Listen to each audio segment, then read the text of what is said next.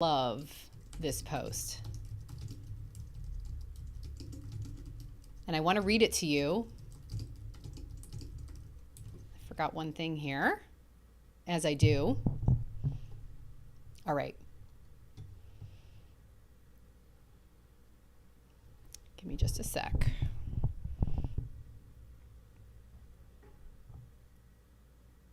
Welcome, welcome, welcome, guys. I am so glad that you're here for another episode of She Just Glows, the podcast. It is an honor to be here with you. My name's Janie, and I had an idea. I'm going to start sprinkling in reading some of my favorite posts that I've shared over the years over on shejustglows.com. Some that went viral, some that are just really popular, and some that are my personal favorites. So today I wanted to read one to you that really encapsulates the magic that we get to experience as moms of little kids. And I wrote this post when I had 3 little boys. Now I have 3 boys and a daughter. So, gosh, my kids have grown. This has been about 5 years ago. And so as I look back, even now, just 5 years out at this story, at this post, the magic, the nostalgia, and just the beauty that we get to experience as moms every single day just jumps out at me. This is such a beautiful time as a mom.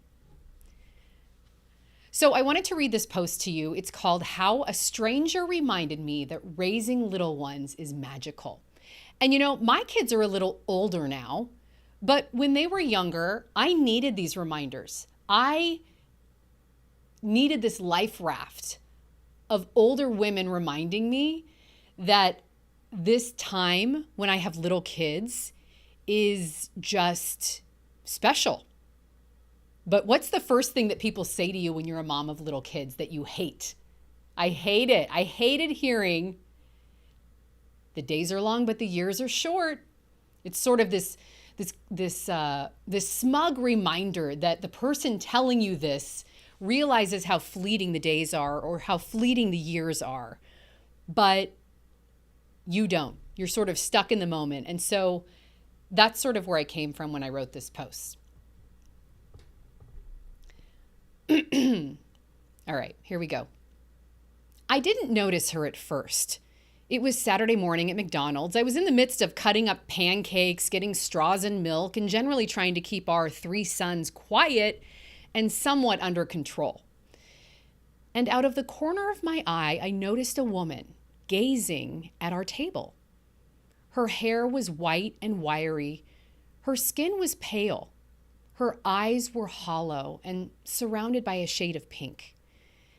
It looked like she was sitting with her husband and sons. You could tell she was hard of hearing and couldn't keep up with their conversation. She was in her own silent world, and so her eyes drifted to our table and our 3 young, busy boys, all 4 years old and younger.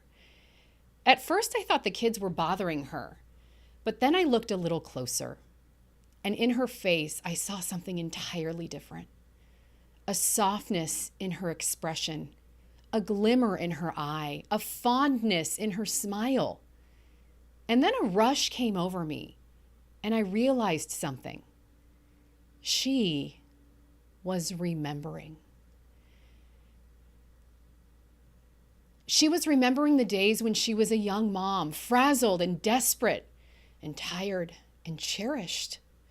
She was remembering what it felt like to be needed, guiding, instructing, teaching, loving.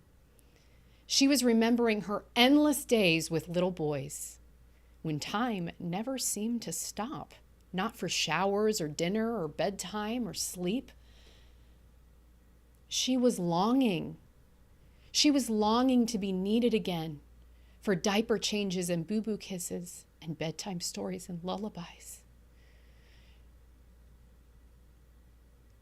She was longing to be touched, to be cradled in the sweet embrace of a toddler's son, that tender little boy who believes she can do anything.